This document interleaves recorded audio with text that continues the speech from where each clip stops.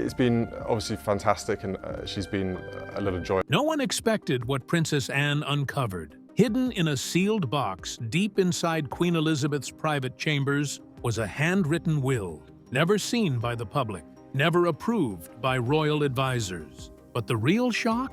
A secret letter from Princess Diana that had been locked away for decades. When Anne placed the document into King Charles's hands, the air changed. Within minutes, he was trembling, then collapsed in tears. Diana's words had returned, and they carried a message Charles could no longer ignore. The Queen's final move wasn't about tradition, the hidden vault, how Princess Anne found the will that changed everything. It started with a box, not just any box, but a sealed mahogany case tucked away in Queen Elizabeth's private chambers, hidden behind the velvet lining of a wardrobe no one had touched since her passing. The lid was engraved with just one line, "To be handled by my daughter Anne." Princess Anne, known for her quiet strength and unwavering loyalty, opened the box in silence. Inside was something no one expected, a folded parchment, written entirely in the Queen's own hand.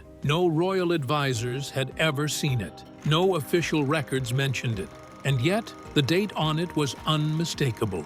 Just 3 months before the Queen died. Anne didn't rush to judgment. She brought in 2 trusted legal experts, royal legal minds who had served the family for decades. After a full review, both confirmed what Anne feared and hoped. It was real, authentic, a secret will, outside the formal one, with no intention of ever being public. But this wasn't about land, jewels, or titles. This was personal. The Queen's words were filled with emotion, foresight, and a deeper understanding of what was coming. She wrote not as a monarch, but as a mother, grandmother, and a woman who had lived through royal storms no outsider could imagine. She spoke of the future, not of power, but of purpose. And at the heart of it all was Catherine. But there was something else. Another letter tucked behind the will was Princess Diana's name. And suddenly, this wasn't just a hidden document. It was a ticking time bomb. Diana's shadow, the forgotten secret that haunted King Charles. Princess Diana never truly left the palace. Her memory lingered in corridors, echoed in crowds. And now, it had come roaring back through a letter the Queen had kept hidden for years. Anne found it folded neatly behind the will. On its back, the words, "From Diana, for Mummy."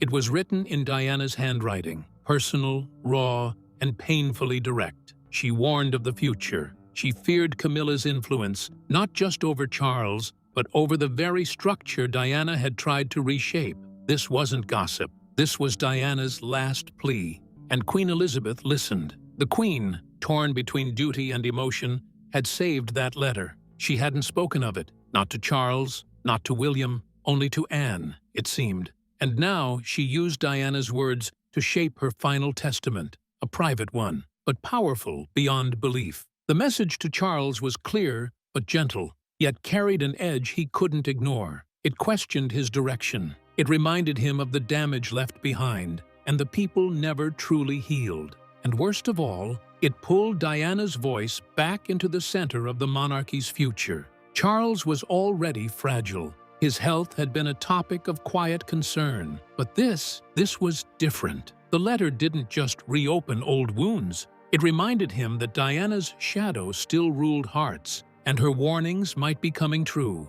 And the moment Charles read it, something inside him broke. Charles collapses, the emotional breakdown no one saw coming. It was supposed to be a private meeting. Princess Anne handed the sealed letter and will to King Charles in a quiet sitting room at Balmoral. No aides, no cameras, just brother and sister, bound by blood and duty but standing on very different ground. Charles unfolded the letter slowly. At first, there was a faint smile. His mother's handwriting, her tone soft, maternal. But then the tone changed. The Queen's words shifted from warmth to worry. She gently questioned his ability to guide the monarchy into a future ruled by image, not tradition. Then came the bombshell, Diana's name, and suddenly everything stopped. The color drained from Charles's face. His hands began to tremble.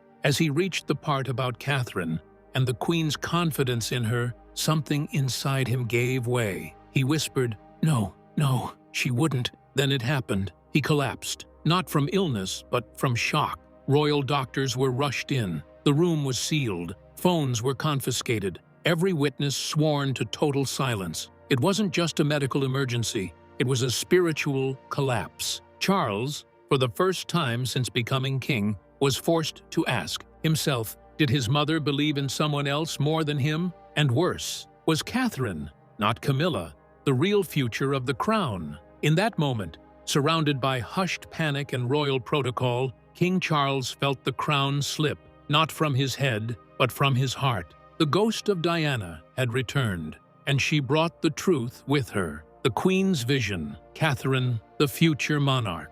It wasn't about titles. The Queen didn't write Catherine's name as Queen Consort or Princess of Wales. She called her something deeper, the quiet force, the crown's most crucial protector. Those were her exact words. In the hidden will, Queen Elizabeth didn't appoint Catherine to a new role. She positioned her, not above William, not below, but beside him, as an equal in duty and legacy. She instructed that Catherine be given special ceremonial roles, access to key advisory councils, and the final say on modernization efforts inside the royal household. This was far more than tradition. It was succession by trust. The Queen had seen what the public saw too: Catherine's calm presence, her lack of scandal, the way she handled pressure with grace. But behind the scenes, there had been private walks, tea chats, handwritten letters exchanged just between the two. And in those moments,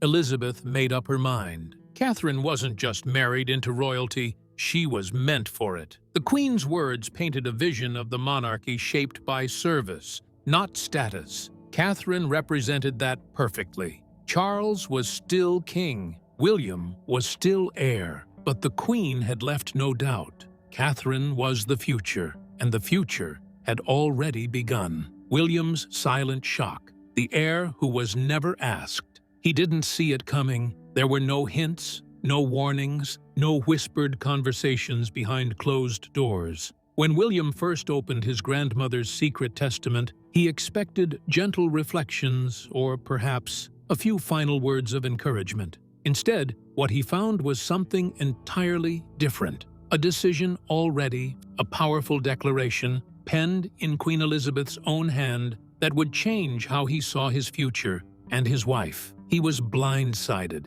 The Queen hadn't consulted him. She hadn't given him the courtesy of a conversation. She had written this in full secrecy, without ceremony, without input, without tradition. For the man born to be king, that silence hit hard. And then came the part about Catherine. As he read the line, "The soul of the monarchy's next chapter," something stirred deep in him. His eyes welled with tears, not from sadness, but from realization. It wasn't just admiration. It wasn't just praise. It was trust. The kind of sacred, personal trust a monarch bestows when they see the future with total clarity. William had always known Catherine was strong. He had watched her survive headlines, pressure, the relentless eyes of the public.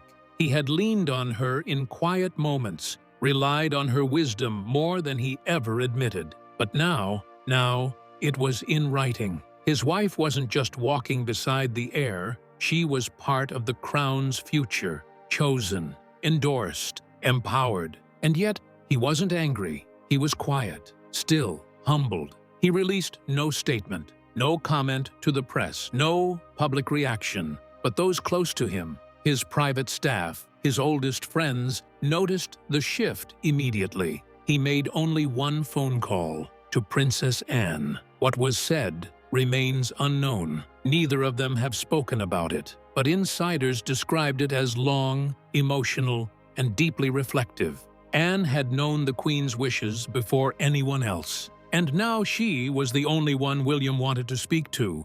For William, something had changed, not in duty, but in perspective. He had always seen himself as the heir. That was never in question. But now, he saw Catherine through a new lens, not just as the woman who shared his burden, but as someone who could someday carry it alone. Their dynamic began to evolve, not with speeches, not with headlines, but with quiet moments behind palace walls, where William began stepping back, allowing Catherine to step into the light more fully, more freely, more completely. And no one, not even Charles, could stop it, because the future wasn't just about who wore the crown. It was about who had been prepared to carry it. And Catherine, she had already been chosen. The rise of Catherine, a princess destined by two queens. Two women shaped her rise, not with grand speeches or public endorsements, but with quiet power and personal faith. Their names?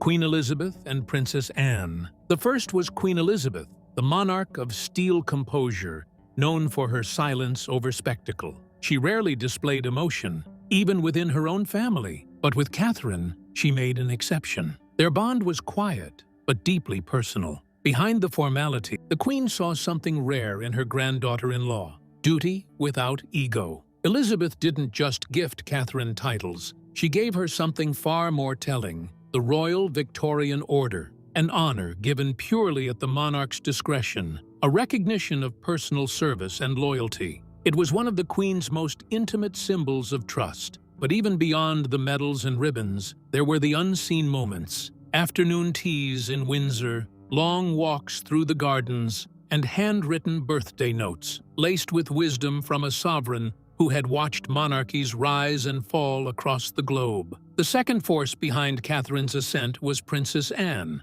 the royal who had always rejected flash for function. Anne never chased attention, and she respected others who did the same. She had watched Catherine closely from the very beginning, measured her not by charm, but by consistency, and she saw a kindred spirit. "She leads without shouting," Anne once said to a trusted aide, and she meant it. Over the years, Anne quietly took Catherine under her wing. While the public saw photo ops and wave-by appearances, Anne saw grit, grace, and focus. No scandals, no ego, no need to perform, just quiet, royal resilience. Now, Catherine stood at the center of the spotlight, not because she chased it, but because the moment came to her. And still, she stayed the same. While whispers stormed through palace walls, while lawyers and advisors scrambled behind the scenes, Catherine remained calm. She showed up, she smiled, she served. And yet, everyone felt it.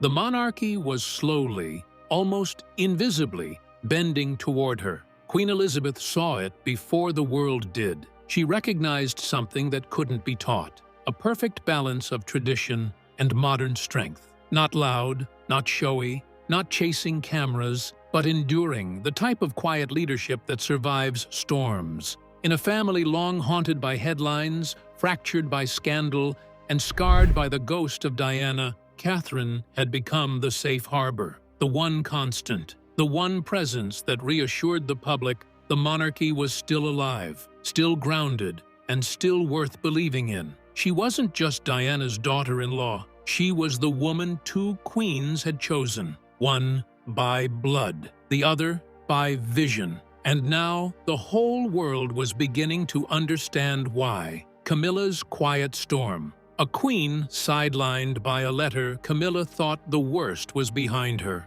Years of scandal, rejection, and whispers had finally faded. She had stood beside Charles through everything: public hate, royal disapproval, even Diana's legacy. And at last, she wore the crown. But this letter, it shattered her confidence in seconds. Nowhere in the Queen's private will was Camilla even mentioned. Not once. No recognition. No words of praise. Not even a passing nod. For Camilla, it was more than an oversight. It was a message. The Queen had seen her rise, but never fully embraced it. And now, with this hidden testament, Elizabeth had made that clear. Behind palace doors, Camilla was said to be furious but contained. She didn't cry. She planned. Her team started quiet meetings, whispering about the timing of the will's discovery. Why now? Why Anne? Was this sabotage? Was this Diana's final revenge? Officially, Camilla smiled for the cameras, walked beside Charles, waved to crowds. But insiders noticed the distance between her and Catherine growing. Catherine's approval was soaring. And Camilla? She was watching the ground shift beneath her royal heels, realizing the throne she'd worked so hard to sit on might not be hers for long. Legal firestorm. Can a secret will reshape a kingdom? The will wasn't public. It wasn't filed, registered, or entered into any recognized legal system. There was no press release, no mention in Parliament, no formal reading. But what it did have was something far more powerful than protocol. It was handwritten by Queen Elizabeth herself, signed in her familiar cursive, and later authenticated by two of the most trusted legal minds ever to serve the crown. It wasn't rumor, it wasn't forgery, it was real, and it carried the weight of a monarch's final words. Now the palace was in quiet chaos. Deep within its walls, a storm was brewing. Some royal insiders, especially those closely tied to tradition, argued that the document held no constitutional authority. It wasn't the formal will entered into probate. It couldn't override succession. It couldn't change laws. Legally speaking, it meant nothing. But others, those who understood the emotional and moral pulse of the monarchy, said something else entirely. They argued it carried something stronger than law, the Queen's true intent. It wasn't about legislation, it was about legacy. In her final private message, Elizabeth had made clear how she saw the future of the crown. And to ignore it, that, they warned, would be to erase her voice in the most defining moment of transition the monarchy had faced in decades. Behind closed doors, royal legal teams met in secret. The atmosphere was tense, the stakes enormous. They debated the document's validity, debated its consequences, debated whether to make it public or bury it forever. Some saw it as symbolic, something to be quietly honored in spirit, but not in practice. Others saw it as a direct call to action, an instruction from a monarch who had ruled with wisdom for over 70 years. Then the pressure began to rise. Rumors leaked. Foreign papers, first in Europe, then around the world, began publishing snippets allegedly tied to the Queen's private words. They hinted at Diana's long-lost letter. They whispered of the Queen's belief in Catherine. And suddenly, this wasn't just an internal matter. It was everywhere. Queen Catherine began trending across platforms. Public curiosity turned to public pressure. People wanted answers. They wanted transparency. But the palace gave nothing. No comment, no denial, not even a clarification. And in that silence, speculation exploded. Whispers turned into questions. Questions turned into demands. Loyalists inside the institution began asking the one question no one ever dared say out loud. Can the monarchy afford to ignore the Queen's final wish just to protect its own traditions? This wasn't just a legal problem anymore. It was emotional. It was personal. It was about legacy, loyalty, and the soul of the monarchy itself. And with every passing day, every leaked phrase, every headline, the firestorm grew. It was no longer just a hidden letter. It had become a reckoning, public awakening. Queen Catherine trends worldwide. It started as whispers, a few leaks, a few rumors, a name quietly spoken in palace corridors, Catherine. Then came the headlines, then the hashtags. And overnight, the storm had a face. Queen Catherine was everywhere. Across TikTok, Twitter, Instagram, millions of users began sharing edits, throwbacks, speeches, and unseen moments of Catherine. From charity visits to royal tours, people began reframing history in real time. She wasn't just the Duchess of Cambridge anymore. She wasn't just Kate. She was the queen the people had chosen, with their hearts. As details of Queen Elizabeth's hidden will leaked, mentioning Diana's old letter and the Queen's powerful words about Catherine, public reaction hit like thunder. There was no delay, no waiting for confirmation. The public knew what they felt, and what they felt was loyalty to Catherine. Social media lit up like wildfire. The next Elizabeth, they called her, the People's Queen 2.0.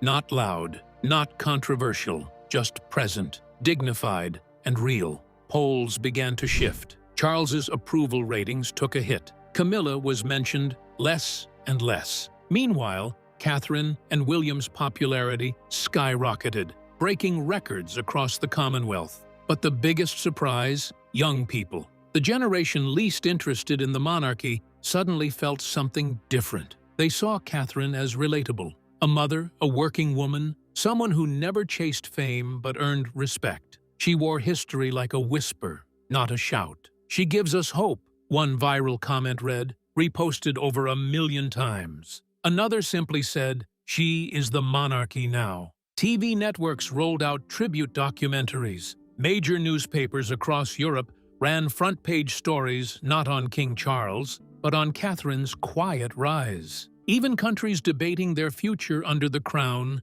Canada, Australia, New Zealand, saw their media soften. "Maybe the monarchy does still have meaning," one outlet wrote, "if this is the face of its future." Behind palace walls, the shift was undeniable. For Charles and Camilla, it was a bitter pill. For years they had fought for acceptance, fought for peace. And now, in just days, a single letter from a queen, long gone, had changed everything. But for the public, this wasn't betrayal. This wasn't rebellion. This was renewal, a new beginning, one born not of noise, but of dignity, grace, and quiet strength. And at the center of it all was Catherine, not crowned by a throne, but by millions of hearts. The Queen's final move. Was this her true coronation plan all along? In the end, Queen Elizabeth's last letter wasn't about drama. It was strategy. A woman who'd ruled longer than any monarch in British history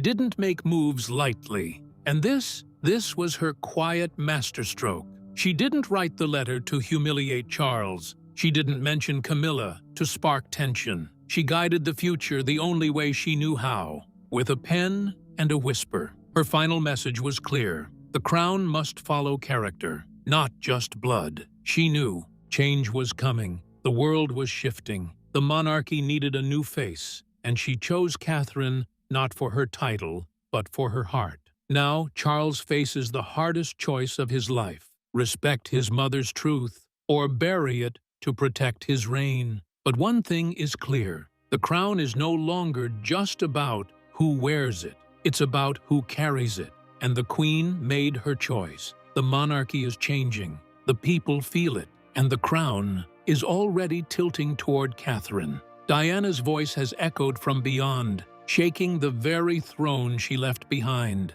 The Queen's final act wasn't revenge. It was a reckoning. As whispers of the hidden will grow louder, one truth remains: Catherine is rising. And the monarchy, as we knew it, may never be the same again.